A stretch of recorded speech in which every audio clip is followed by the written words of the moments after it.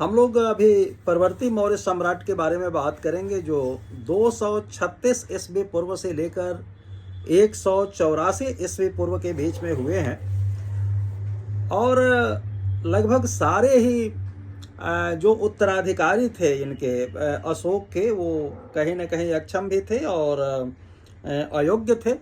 अब इन लोगों के बारे में एक शब्द आता है जो अक्षरशः सत्यापित होता है कि जो मान आदर दंभ हित करते तपस्या लोग हैं, वह राज सी तप है क्षणिक, उसमें सुखों के भोग हैं। अज्ञान वश हठ से जो वाणी देह मन पीड़ित करे, वह तामसिक तप है परंतप सर्वथा ही सुख है। तो इनके सारे जो उत्तराधिकारी थे इन्हीं से मिलते जुलते थे। विभिन्न स्रोतों से परवर्ती जो मौर्य नरेश हुए हैं उनकी एक तालिका प्राप्त हुई है बच्चों, वो मैं आप लोगों के समक्ष रखता हूँ। पुराणों के अनुसार उनके उत्तराधिकारी में कुणाल आता है, फिर कुणाल का पुत्र बंधुपालित आता है, फिर बंधुपालित के बाद जो है इंद्रपालित आता है जो बंधुपालित का भाई था, फिर दशोन नाम के राजा होते हैं जो बंधुपालित के पौत्र थे, फिर दशरथ नाम का व्यक्ति राजा होता है जो अशोक के पुत्र थे, फिर संप्रति होते हैं जो दशरथ के ही पुत्र माने जाते हैं, फिर शालिशुक हुए, फिर देवधर्मन हुए, फिर शतधनुष मतलब देवधर्मन के पुत्र थे, और फिर अंत में बृहद्रथ का नाम आता है। अगर दिव्यावदान की बात करें तो दिव्यावदान के अनुसार जो नाम आता है वो कुणाल आता है, फिर संपद आता है जो कुणाल के पुत्र थे, फिर बृहस्पति आता है जो संपद के ही पुत्र थे, फिर वृषेन का नाम आता है, वह बृहस्पति के पुत्र थे, पुष्यधर्मन वृषसेन के पुत्र थे, और पुष्यमित्र जो पुष्यधर्मन के पुत्र थे। तारानाथ ने केवल 3 मौर्य शासकों का उल्लेख किया है, जिसमें कुणाल है, विगताशोक है और वीरसेन है। कल्हड़ की राज तरंगड़ी के अनुसार कश्मीर में अशोक का उत्तराधिकारी जालौक नाम का राजा था, और वह शैव था, और उसने मलेच्छों को परास्त करके अपने राज्य को सुरक्षित किया और उसे कन्नौज तक बढ़ाया। उपर्युक्त तालिका में जिन राजाओं का उल्लेख हुआ है उनमें से दशरथ के विषय में पुरातात्विक प्रमाण भी प्राप्त होते हैं। नागार्जुन पहाड़ी पर आजीविक संप्रदाय के साधुओं के निवास के लिए उन्होंने 3 गुफाएं निर्मित करवाई थी। पुराणों के अनुसार दशरथ ने कुल 8 वर्षों तक शासन किया, और उसके मृत्यु के बाद उसका पुत्र संप्रति शासक होता है। संप्रति के बाद शालिजूक राजा हुए। गार्गी संहिता में उसे धार्मिक रूप में अधार्मिक, धूर्त एवं झगड़ालू कहा गया है। पुराणों के अनुसार शालिशुक के पश्चात देवधर्मन, फिर सतधनवन, फिर अंततो गत्वा बृहद्रथ मौर्य वंश का राजा होता है। सभी पुराण बृहद्रथ को ही मौर्य का अंतिम शासक मानते हैं, और इसकी पुष्टि बाणभट्ट के हर्षचरित से भी हो जाता है। उसे प्रज्ञा दुर्बल, बुद्धिहीन शासक कहा गया है। उसका सेनापति जो था उसका नाम था पुष्यमित्र शुंग, और दिव्यावदान में भ्रमवश पुष्यमित्र को मौर्य कुल से ही संबंधित कर दिया गया है। पुष्यमित्र ने 184 ईस्वी पूर्व के लगभग अपने जो स्वामी थे बृहद्रथ, उनकी सेना निरीक्षण करते समय उसके धोखे से हत्या कर देता है। बृहद्रथ के मृत्यु के पश्चात ही मौर्य वंश का अंत हो जाता है। अब बच्चों, हम लोग जब मौर्य साम्राज्य के पतन की बात करेंगे कि भाई उसके पतन के कारण क्या थे, तो जैसा कि आप लोगों को बताया कि अंततोगत्वा 184 ईस्वी पूर्व में अंतिम मौर्य सम्राट बृहद्रथ उसके अपने ही सेनापति पुष्य मित्र के द्वारा हत्या किया जाता है, और इस विशाल साम्राज्य का पतन हो जाता है। अब पतन के कारण में जो सबसे पहला नाम लिया जाता है कि अयोग्य तथा निर्बल उत्तराधिकारी, जो हमने अक्षरशः अभी 2 शब्द बताए थे, वे उसी चीज को प्रतिपादित करता है। फिर प्रशासन का अतिशय केंद्रीकरण एक कारण था, जिसके कारण जो है मौर्य साम्राज्य का पतन होता है। बच्चों, क्या होता है कि मौर्य प्रशासन में सभी महत्वपूर्ण कार्य राजा के प्रत्यक्ष नियंत्रण में होता था। उसे उसके जो बड़े पदाधिकारी की नियुक्ति हुई थी, सर्वोच्च अधिकार वो प्राप्त लोग थे। प्रशासन के जो वरिष्ठ अधिकारी राजा के व्यक्तिगत कर्मचारी होते थे और उनकी भक्ति भावना राष्ट्र अथवा राज्य के प्रति न होकर राजा के प्रति हुआ करता था। अशोक की मृत्यु के पश्चात उसके जितने निर्बल उत्तराधिकारी हुए, उस समय केंद्रीय नियंत्रण बिल्कुल शिथिल पड़ जाता है, ढीला पड़ जाता है, और ऐसे स्थिति में साम्राज्य के पदाधिकारी सम्राट के स्वयं के लिए घातक हुए और साम्राज्य का विकेंद्रीकरण प्रारंभ हो जाता है। उस समय राष्ट्रीय चेतना का भी अभाव था। जो आज हम लोग देखते हैं राष्ट्रभक्ति और राष्ट्रभक्ति का जुनून देखते हैं, उसका कहीं न कहीं उस समय अभाव था। और मौर्य युग में राज्य अथवा राष्ट्र का सरकार के ऊपर अस्तित्व नहीं था।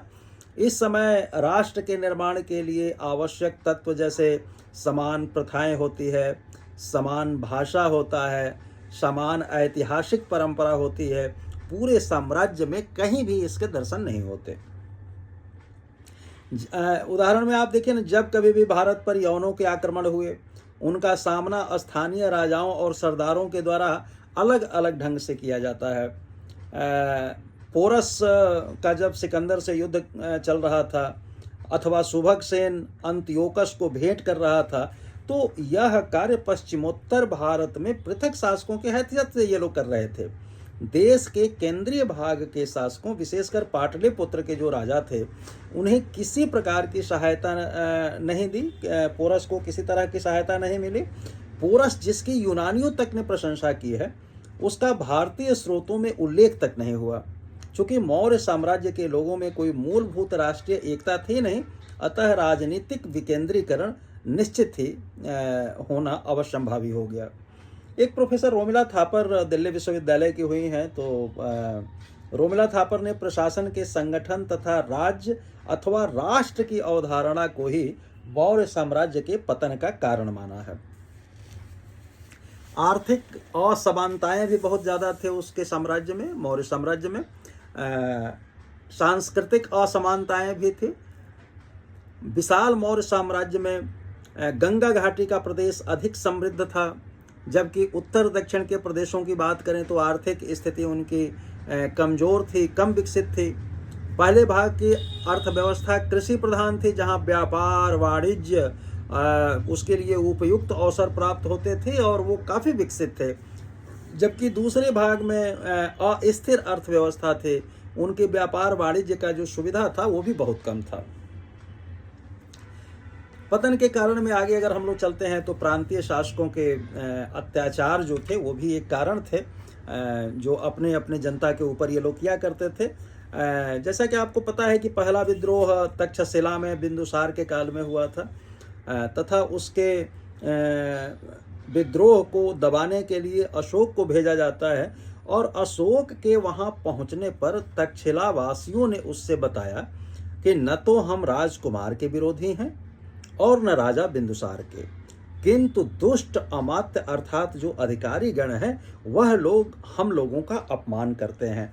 अब इसका उल्लेख भी आता है कि न वयम कुमारस्य विरुद्धा नापि राज्ञो बिंदुसारस्य अपिता दुष्टाः अमात्याः अस्माकं परिभवं कुर्वन्तु। यह स्पष्ट उल्लेख देता है कि जो वहाँ का अधिकारी वर्ग था वो जनता को किसी न किसी रूप में प्रताड़ित करता था, उन्हें दुख पहुँचाता था, और इसलिए वहाँ पर तक्षशिला में विद्रोह फूट पड़ा था। तो बिना किसी रक्तपात के और किसी सैनिक या बल प्रयोग के वहाँ के विद्रोह को समाप्त कर दिया जाता है अशोक के द्वारा। करों की बहुत ज़्यादा अधिकता हो गई, जो टैक्सेज वगैरह लगते थे। परवर्ती मौर्य युग में देश की आर्थिक स्थिति वैसे ही संकटग्रस्त हो गई थी, और उसको रिकवर करने के लिए ये लोग क्या करते थे कि अलग अलग उपाय से धन संग्रह करते थे, और वह सारा बोझ जो है जनता के ऊपर जाता था, और इस कारण वहाँ पे असंतोष व्याप्त हुआ, और ये लोग भी साम्राज्य के पतन में कहीं ना कहीं कारक सिद्ध होते हैं। बच्चों, जब हम लोग अशोक के उत्तरदायित्व की बात करते हैं कि अशोक की नीतियाँ कहाँ तक मौर्य साम्राज्य के पतन में उत्तरदायी थी, तो इसमें मौर्य साम्राज्य के पतन के लिए कुछ विद्वानों ने इस नीति को, अशोक नीति को उत्तरदायी बताया है। ऐसे विद्वानों में सबसे पहले महाोपाध्याय पंडित हरप्रसाद शास्त्री जी हैं। इन्होंने कहा कि अशोक की अहिंसा की जो नीति थी वह ब्राह्मण विरोधी था, और जिसके फलस्वरूप अंत में चलकर पुष्यमित्र के नेतृत्व में ब्राह्मणों का विद्रोह होता है और मौर्य वंश की समाप्ति हो जाती है। इसके अलावा अशोक द्वारा जो पशु बलि पर रोक लगाया गया उससे भी ब्राह्मणों का खुला आक्रमण था। हालांकि इस बात से सहमत नहीं हुआ जा सकता। धम्म महामात्रों ने ब्राह्मणों की प्रतिष्ठा को नष्ट कर दिया। ये काफ़ी हद तक इस बात में कुछ सच्चाई हो सकती है, लेकिन पशु बलि पर रोक लगाना ब्राह्मण इसका विरोध कैसे कर सकते हैं, जबकि ब्राह्मण समुदाय हमेशा पशु बलि को निरर्थक बताया है और पशु बलि न हो इसके लिए उन्होंने अभियान चलाया है। खैर जो भी हो, चूंकि अशोक शक्तिशाली राजा था, अतः ब्राह्मणों को दबा करके नियंत्रण में रखा, यह भी एक मत आता है। और उसके उत्तराधिकारी राजाओं तथा ब्राह्मणों के बीच संघर्ष होता है और ब्राह्मणों ने अंत में पुष्यमित्र के नेतृत्व में संगठित होकर के अंतिम मौर्य शासक बृहद्रथ का काम तमाम कर दिया। तो ये सारे एक विचार हैं विद्वानों के, जिन्होंने ऐसे ऐसे कहा है। अशोक के उत्तराधिकारियों का पोषण जो है शांति के वातावरण में हुआ था और उन्होंने भेरी घोष के स्थान पर जो है धम्म घोष को चुना था। इसी प्रकार अशोक यदि इतना अहिंसावादी तथा शांतिवादी होता जितना कि राय चौधरी ने समझाया है, तो उसने अपने राज्य में मृत्यु दंड बंद करा दिया होता। हम यह भी जानते हैं कि उसने कलिंग को स्वतंत्र नहीं किया जब कलिंग विजय किया था, और न ही उसने इस युद्ध के ऊपर कलिंग राज्य में कोई पश्चाताप किया। एक व्यवहारिक शासक की भांति उसने इस विजय को स्वीकार किया और इस विजय पर किसी भी प्रकार की नैतिक आशंका उसे नहीं हुई।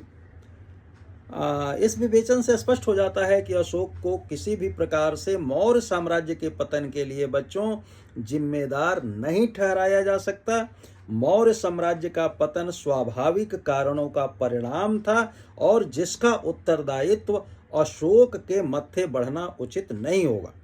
राधा कुमुद मुखर्जी जैसे विद्वान हुए हैं, उन्होंने जो बोला है वो वस्तुतः सत्य प्रतीत होता है कि यदि अशोक अपने पिता और पितामह के रक्त तथा लौह की नीति का अनुसरण करता तो कभी न कभी मौर्य साम्राज्य का पतन तो होता ही, परंतु सभ्य संसार के एक बड़े भाग पर भारतीय संस्कृति का जो नैतिक आधिपत्य कायम हुआ बच्चों, उसके लिए अशोक ही मुख्य कारक था और अशोक को ही इसका जो है इस उपलब्धि का कारक माना जाना चाहिए। शताब्दियों तक उसकी ख्याति का स्मारक बना रहा और आज लगभग 2000 से अधिक वर्षों के बाद भी यह पूर्णतया लुप्त नहीं हुआ है और जगह जगह वह शिलालेख के अवशेष आपको प्राप्त हो जाते हैं। तो बच्चों बहुत बहुत शुभकामनाएं। मौर्य वंश का यहाँ पे हम लोग समापन करते हैं। अब जब अगला लेक्चर आप लोगों का लेंगे, अगला लेक्चर प्रारंभ होगा तो मौर्य युगीन संस्कृत के ऊपर बात करेंगे। बहुत बहुत शुभकामनाएं।